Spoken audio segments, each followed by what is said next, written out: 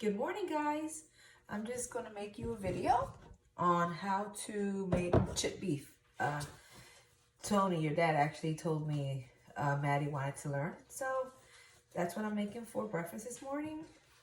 We're gonna start off with a pot, of course, and I'm gonna get some butter.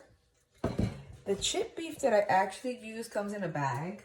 Gotta get that.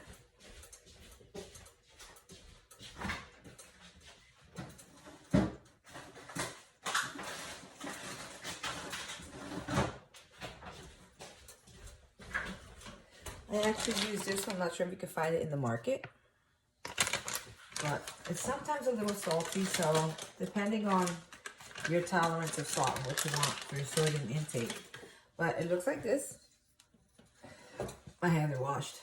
I usually take it, drop it in the bottom of the pot in little pieces, crumple it with your hand type of thing. And I currently have the heat on high at the moment because I guess it's a Puerto Rican thing. We like to burn shit. But I get my butter and I really kind of eyeball it, big old scoop, and just put it in there. And basically what we're doing is just kind of cooking the meat in butter. I'll lower my heat down to like less than medium setting, just so that I don't burn it as I'm getting distracted being on the phone or recording. But if you look, the butter, I'm kind of melting it all down and making sure that all of the beef here is getting all in it. And I don't want to say it's cooked. I think it is cooked. It's air dried, whatever that means. But I got a good consistency going on. The butter is melted.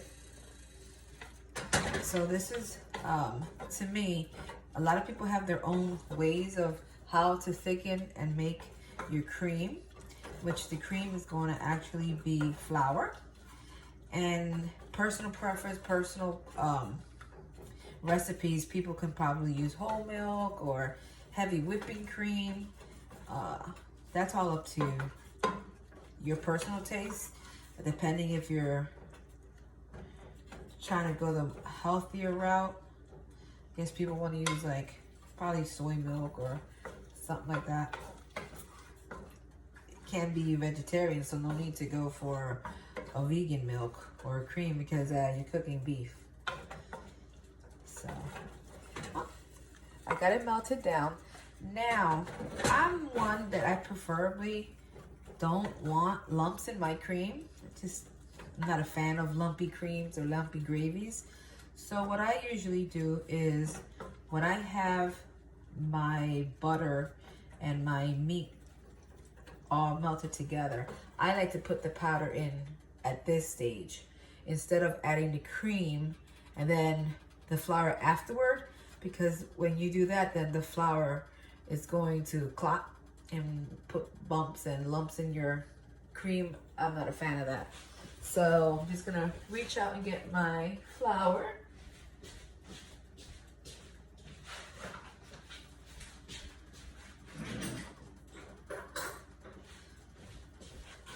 I'm actually pretty bad at measuring, so I'm an eyeballer. So maybe one, maybe two, maybe three. We could do that. Maybe four of a spoon that you eat with. And I'll go as I add my cream, my milk. If I see that it is a little too thin, I just keep adding flour. So if you see, as I add the flour to the butter and the meat, you see how it gets a little pasty? That's good. That's a good thing right there. because when I come and I add my milk or cream or whatever it is that you want to use, all the flour is now in a paste form, so it'll liquefy when you add the milk, and you won't get lumps. Had I did it reversed, had I added the milk to the meat first and then the flour later, the flour will kind of go up in bubbles, and you'll see it float to the surface, and you have to kind of chase them to make sure that you can break down the powder. But here, you want a nice pasty consistency. Really good. I like that. So I'm going to reach over for my milk. And at this point, again, I'm an eyeballer. So I'd say this is about 1 cup, 2 cup, 3 cup. So I'm going to stir it in. Now again, depending on how you like personal taste, this is where you would add anything from pepper, maybe a little salt, no salt. Again, that's all special that goes for your own taste. So as you can see, it is very liquidy. And now I'm going to add the heat. Bring the heat up to almost a high. So if you have a high button on your stove, I would probably leave it at the notch before you reach maximum. So I'm just stirring it still so that I can clean off my spoon, because the paste will stick to your spoon until you can get some form of liquid on it to kind of wash it off. So I'm doing like a little scramble effect. So there, it's all off. That big clump is off the spoon. So I'm going to set this aside for now, because I'm going to now get a whisk so I can continue to stir.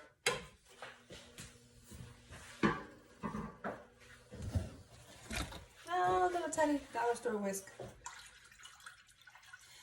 And now I'm just going to basically commit to whisking it, just to make sure that it doesn't clump up on us.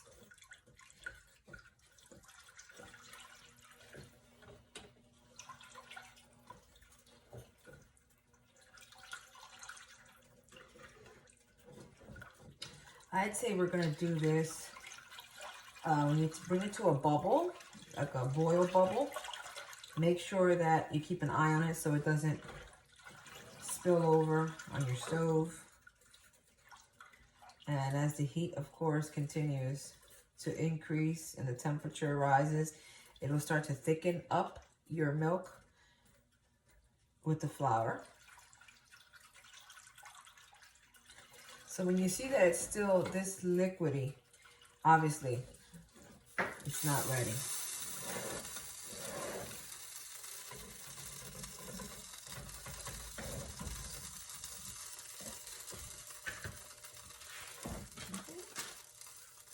I'm gonna let it sit for a moment and see if it get into a boil.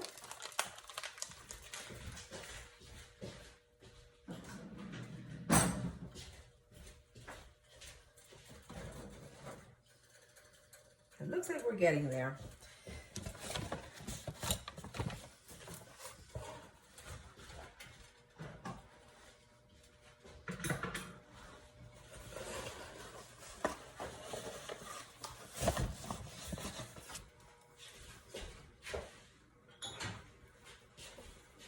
Sometimes when in doubt that I feel that I need to add some more flour, some people will just go and add the flour.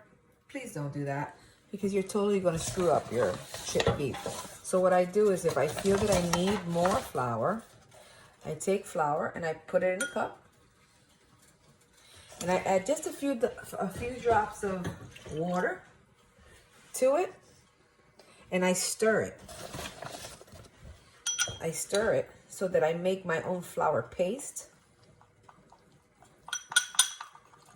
And if you're ever making gravies and you see that you need to thicken it up a bit with some flour, Again, never add the flour directly to the gravy or the creams that you're making. So here you'll see you have a beautiful paste going on. And you're going to take this paste and you can add it, only because to me it didn't look like it was getting thick enough. Thick enough, quick enough. Yeah. So here, as the heat is being applied, you can see the beautiful consistency that's coming up here on this chick beef. I did lower my temperature down to a medium, only because cream is so quick to burn at the bottom of the pot, and you don't want that. But if you look, it is coming through. It's a nice thick cream with your chip beef. It's pretty simple to make. The first time I was pretty intimidated when I first made this dish because Puerto Ricans don't eat chip beef. This is definitely a white dish. And I didn't know what it was supposed to taste like because I was familiar with the dish. So, of course, I had to ask Tony, you know, what's this supposed to taste like? Because it's hard if you don't know what a dish is supposed to taste like with like any new recipe that you're trying, especially if it's nothing that you are familiar with eating. You don't know if it's right or not. So all the people that I've served this to say it's delicious. And I really don't think I work any magic. There's no big secret to it, except with maybe the fact on the consistency of the gravy or the cream that I'm creating. So just to give it a little bit of kick, I do like to add just a sprinkle or two of pepper. Sprinkle, sprinkle, sprinkle. Sprinkle, sprinkle, sprinkle. That's about how much. Again, personal preference. You don't have to add the pepper at all if you don't want. So I think I got just about to the best consistency that I know that Tony likes it. Some people, some people like it thicker and clumpier. Tony, I know his preference is to have it over potatoes. So over the bread. Some people put it over bread. He prefers potatoes, and I'm good with that. So when you make it on the potato, I usually like to use any kind of potato, but our preference is the red skinned potato. And I usually dice them into cubes. And here we go. Hold on. You see this? We're ready, boo. We are ready. I will definitely lower the temperature on this now, because what I'm gonna let it do is just keep it warm in a very low simmer, because once it's off the fire, off your temperature, it's gonna be you're gonna get that film on top of it. Nothing bad with it. All you have to do is kind of mix it up again, but I just don't like that film. It's not my thing. But I'm going to actually taste it. Let me get a little spoon. And see if I need to add salt or not.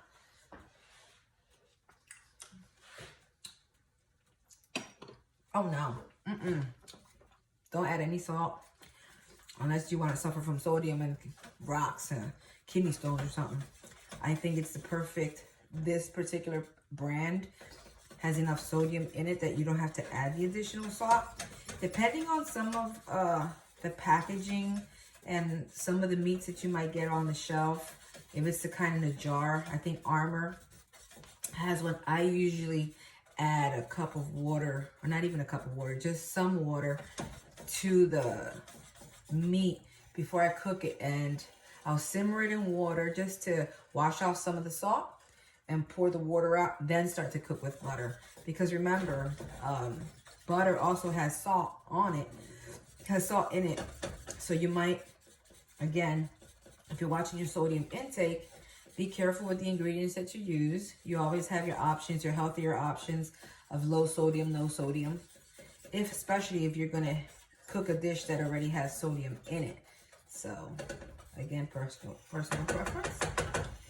So the chipped beef is done. Enjoy. So here's the finished product. You have your potatoes with the cream on top. Dad's gonna eat it. And these are what the potatoes look like. I just basically diced them, sprinkled just a little bit of olive oil in it, salt and pepper. Put them in there, let them settle for about, I don't know, maybe 20 minutes on a low, not low, I would say like a medium heat. And that's about it. But the finished product will be tomorrow morning.